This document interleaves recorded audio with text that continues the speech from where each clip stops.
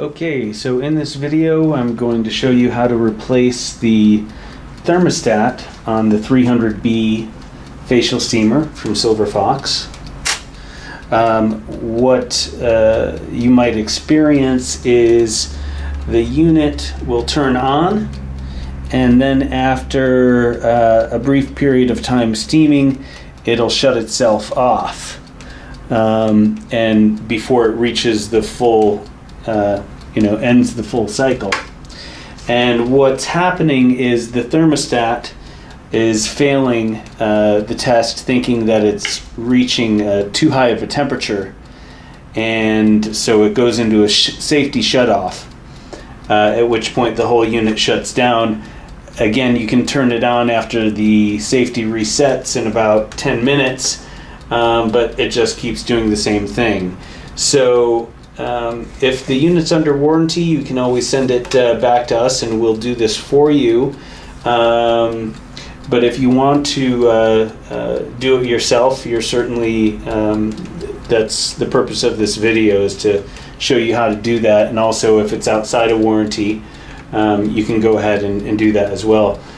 Basically, you just need a screwdriver, a soldering gun, like this, or a soldering iron, and there's our new replacement thermostat. So I'll go ahead and show you step by step. You want to make sure everything's unplugged, turned off. Take off this cap so you can gain access to the unit, because we're going to be taking off the case.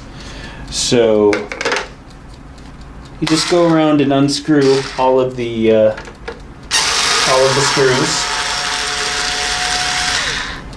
I usually keep them in the cap just so I don't lose them. Once I've done that, I can remove the casing. Just pop it off like so. Put this off to the side. And the thermostat is right in here. So what I do, there's a little zip tie that is holding the thermostat in place. I just pull that up so I can pull out the thermostat. And once I do that, you can see that it's kind of, charred. Doesn't necessarily mean it's bad. We know it's bad because it's shutting off when it shouldn't be. The other thing that we're going to do is cut the heat shrink around here so that we can remove the thermostat there, and I'll show you that in a second. Okay, so I use a X-Acto blade that's fairly sharp, so I can just cut up the side of it, and then it's usually pretty easy to remove with a pair of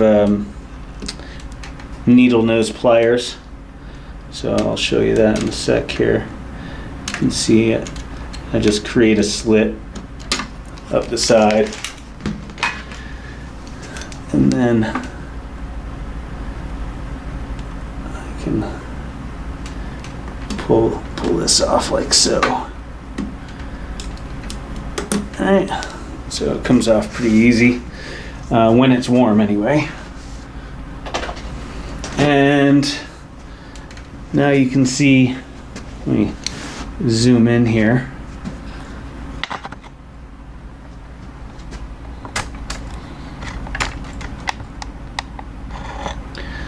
Okay, so I pull up this piece here. Alright, and now the other part I need to disconnect is here. I find it easier if there's 3 screws on the bottom of this panel, so I'll loosen those screws and pull the panel forward. And I just find that it's easier to work on it that way. And now I can, sorry, I've got to do the 2 screws here on the side panel as well.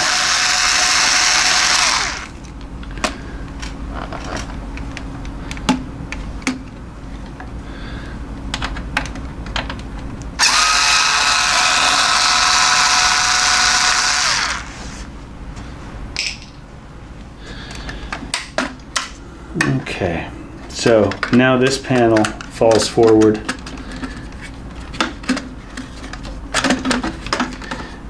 And the thermostat is attached here. I'm going to pull that off there. And the other place it's attached, you can just follow the wires.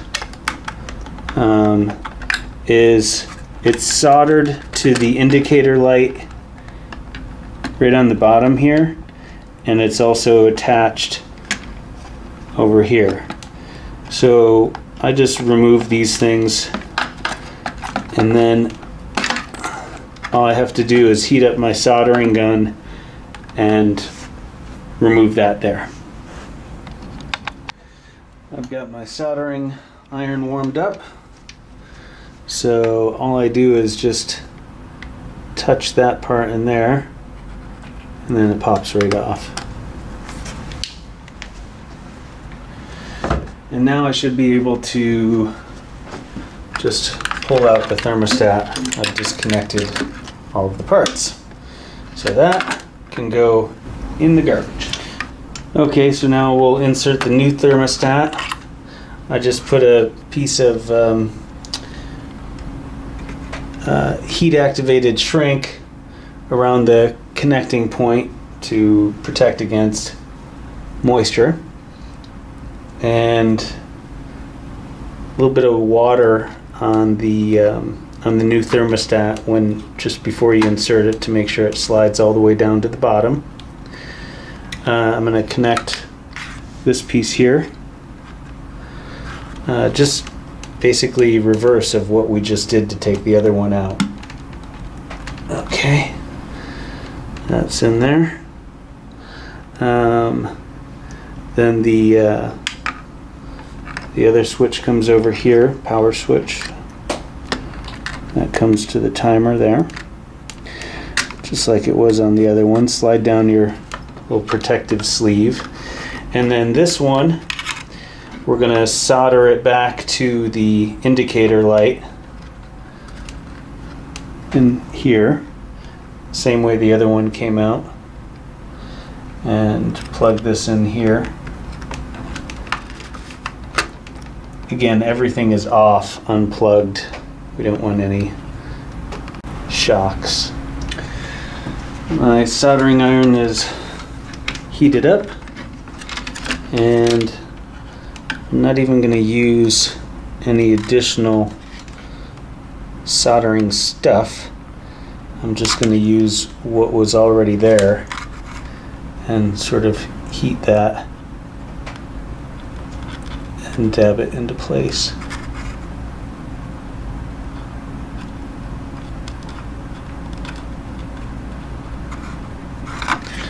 Okay.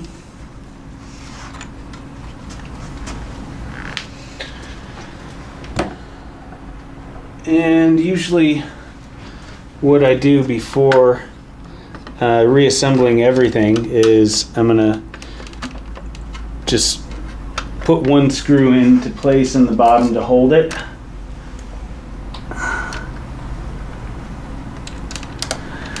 And we'll give it a test run.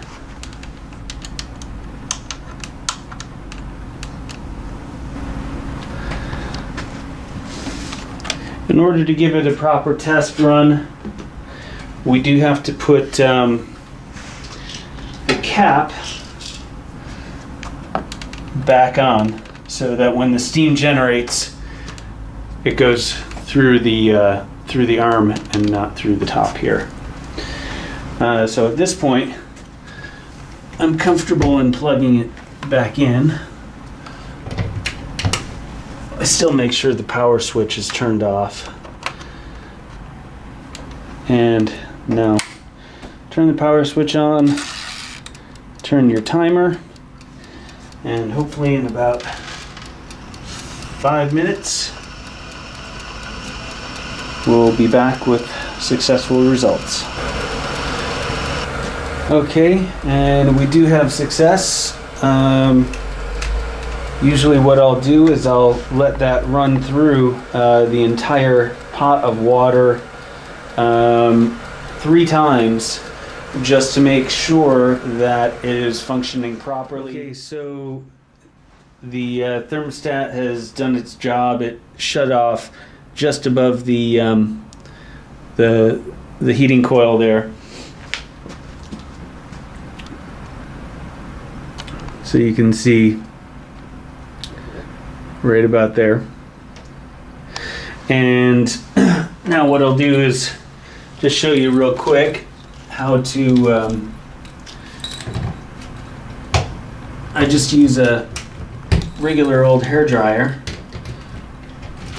to activate the shrink wrap.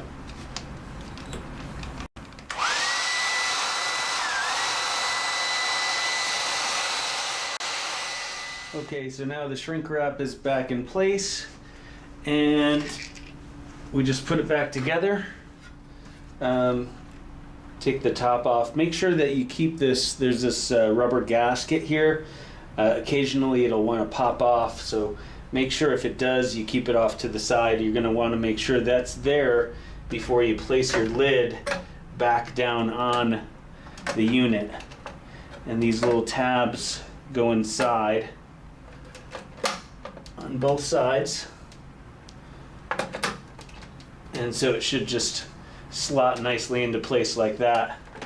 And then we're just going to secure our screws.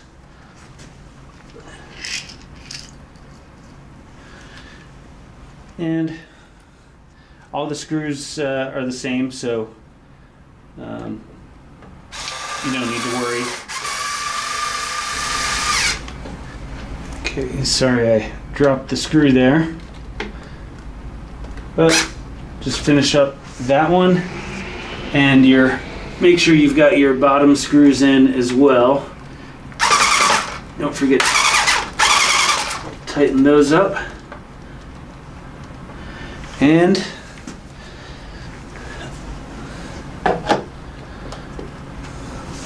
you're done.